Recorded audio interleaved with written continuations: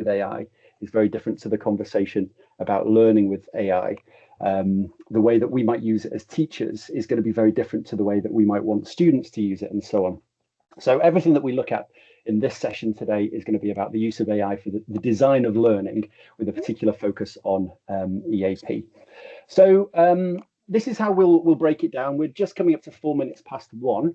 So we're going to start with a little bit of theory, because as educators, as practitioners, one of the best moats that we have is our knowledge of how students learn, our experience of what works well in the classroom.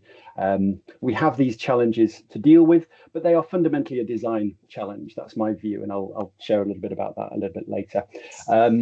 There's a lot of AI with hyphen words that are sort of out there in the discourse now: AI resilient, AI informed, AI proof, and so on. What we're going to be looking at is AI informed learning, which isn't like we've got to use AI for everything. It's knowledge of it, it's awareness of it, and then positioning ourselves to take account of it, using it where it provides opportunities, and then defending against the risks that it can provide us. I'm going to share with you loads and loads of artifacts today. I've got a Padlet that I'm going to share with you. I'm not going to share the link right now, because I know if I do, a lot of you are going to go off and disappear down rabbit holes and start exploring. I recently did a little talk at the PIM in Leeds. So what I'm sharing today is some things that were included there, but also some different things as well. So this one goes into a little bit more detail than a session that I did at the PIM, if you were there for that. We're going to have some time to test a few things that I'll share with you. So after I've shared a few activity types, different ways that we can position AI, we're going to have an over to you time where you can test a few things. You can explore some of the artifacts that I share with you. You can prompt something if you want, if you have access to an AI of your own. We'll get some of you to share what you've done in the chat if you want to, and then we'll talk through the implications of what we've done. Those things aren't always successful. It's normally about 30 to 50% successful on your first go. They need iteration, they need refinement. So when we get to the activity, don't expect something perfectly formed to just plump onto your desktop. It does need refinement, but we'll have a look at those a little bit later. We've got some time at the end for some Q&A and also for some further resources. If you do have relevant questions to the part of the talk, please throw it into the chat and we'll look to answer that there. If it is a question that's likely to lead to some discussion or debate, very happy to handle that. We'll handle that towards the end of the session in that final 10 minutes of Q&A, just because we've got quite a lot to cover today. All right, so let's exercise our fingers. How would you characterize the discourse around AI in our field? And what's your experience of AI? I've kept these very broad, very vague, because we all approach this from slightly different contexts, with slightly different challenges. We have different institutional requirements. We may have come up against certain academic integrity challenges and so on and so forth. So I'm going to shut up for 1 minute and just see what appears in the chat. Any thoughts on either of these questions? Over to you.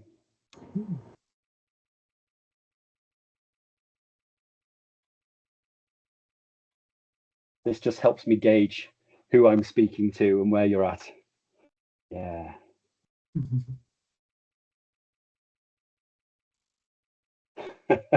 Yeah. Weirdly polarized. Yes. It is confused, isn't it? Yeah. But I wonder how mild it is, John. Sometimes it's more than mild, I think. Yeah. And just to speak to your point there, Felicia, about banning AI, what's becoming clear in the discourse is that the whole narrative around detection seems to be failing. There's no real solid solution to the challenge that AI use of students has given us in terms of a Turnitin tool. You can't use Turnitin. A false positive accusing an innocent student is way worse, in my view, than letting someone who has used it not be caught. And I think the false positives are the real challenge. We need to get that down to something like 0, and we haven't got that yet. It is difficult to monitor. Yeah, I mean, there's a whole sub conversation around assessment design, which I think is way beyond the scope of this talk. I think that is something that will be really useful to look at, and there are different approaches to that, many of which involve getting to know the student and their work a little bit more, focusing on process, timed writing, having it under time conditions, and so on and so forth. So people are starting to redesign assessments. We need to, just looking at some of these comments, we do need to deal with it rather than ban it, because banning just doesn't seem practical at this stage. But we can design around it, and that's what I'm looking at today. So just want to quickly scroll through AI brain drain. Yeah, it's worrying in terms of when it takes the place of learning. Absolutely. And that's one of the core things I'm going to focus on today.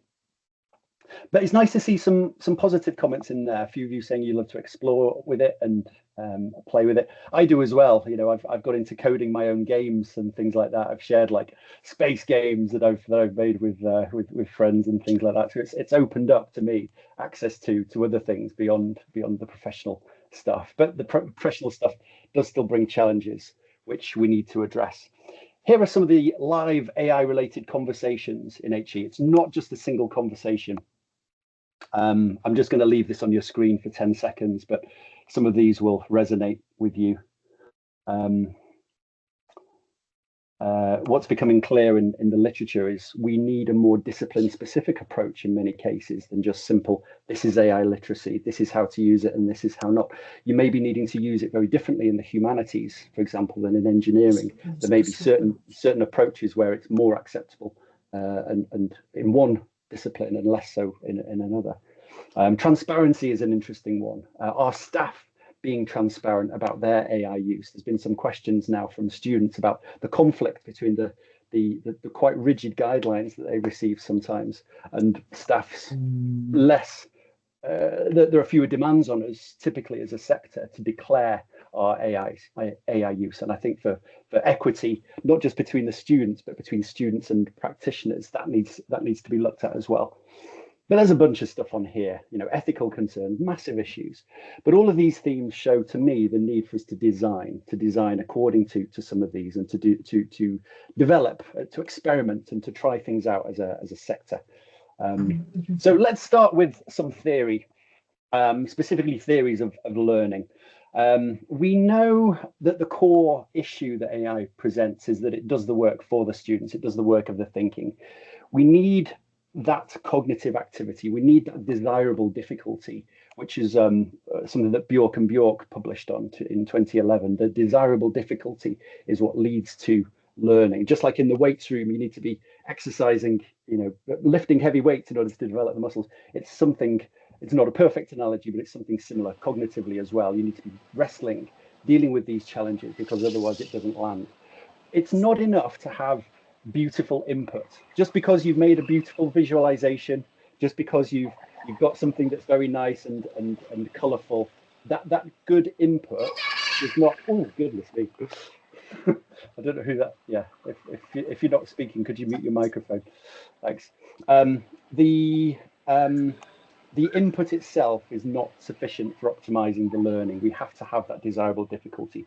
One of the famous frameworks related to this is Chi and Wiley, who've done something called the ICAP framework, which is you have passive engagement, you have active, constructive, and interactive. And the further up that you go, the more likely it is to lead to learning broadly. We want students being interactive or constructive with it. We also can see in various reports that students are using AI almost universally now. It went up from something in the 60s in 2024 to 95% students using AI now. Obviously, it varies. We still have a lot of students who are saying, no, it's unethical, it's got environmental challenges, I refuse to use it. And that is something that we have to take account of in design as well. We have to consider, are we mandating it, or are we allowing it to be used? And a lot of institutions have started to get these frameworks now where there's different positioning of AI, but we need to be clear with students, if we are requiring AI use in our courses or modules or activity, I think we should be very upfront with them about those things. One of the main things, though, is the access is unstructured it's done without guidelines and guidance when the students are using it. And that, according to the literature, particularly a paper by Bastani, whose core contribution is on this idea of false fluency. Just because a student can articulate something, it may be that they've just drawn that from something that the AI has output, but they don't fully understand it in depth. They can't critically evaluate it. So this unstructured access is quite a big area for us to look at. It improves task performance, but can damage unassisted performance. We need to have a look in our designs at what are students doing with AI. Can we put some guidelines in those? Because a lot of the use, if not all, is going to be outside the classroom. If we want to have a very human-centric approach to AI, we want to be using the classroom to get the students to talk and to discuss. And the good thing with AI is it gives them opportunities to get that thinking and that feedback outside of the classroom, almost unlimited amounts, as long as we design well for that. But we have to think about the way in which they're engaging with these things and think about the structure of those. This is a terrifying slide, which breaks all design rules, but I just want to highlight a few things here which go into the literature. You can have a look at this again in more detail when you look at the slides or the recording, but just to sort of have a look at the evidence base underpinning learning, and particularly the challenges that AI relates. So at the top, we've got the effortful processing, which relates to things like theories like cognitive load. We want there to be a cognitive load on the student. We don't want to remove it from them. We want there to be retrieval, which is Roediger and Karpiker's paper. They said you have to ask the students what they remember about things. You get the retrieval, much more stronger effect for learning than just getting the student to recognize it, which is what they can typically default to. Oh, yes, that's good. That's good. They're reading an AI output. Oh, yes, that's a lovely idea. Good, good, good. They're not really learning from that, despite it being a very polished output.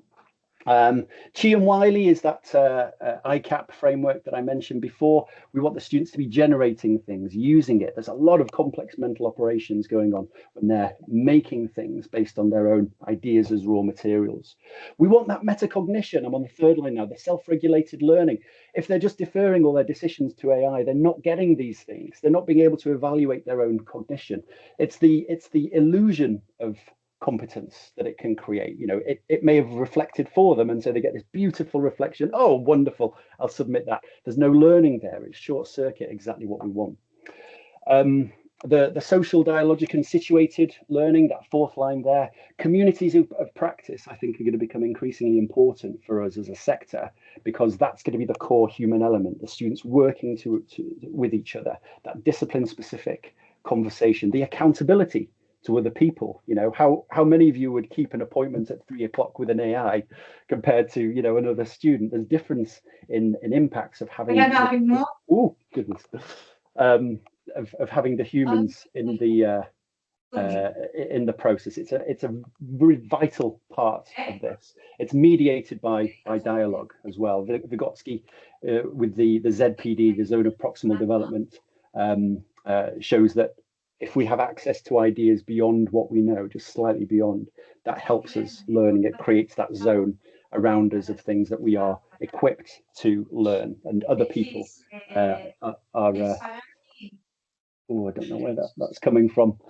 Can you please mute your microphones?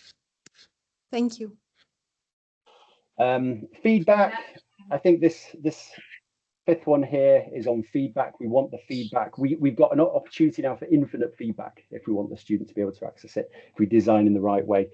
A lot of the literature now is focusing on evaluation as a skill, the ability to judge quality, which is particularly important for being able to analyze and effect feedback.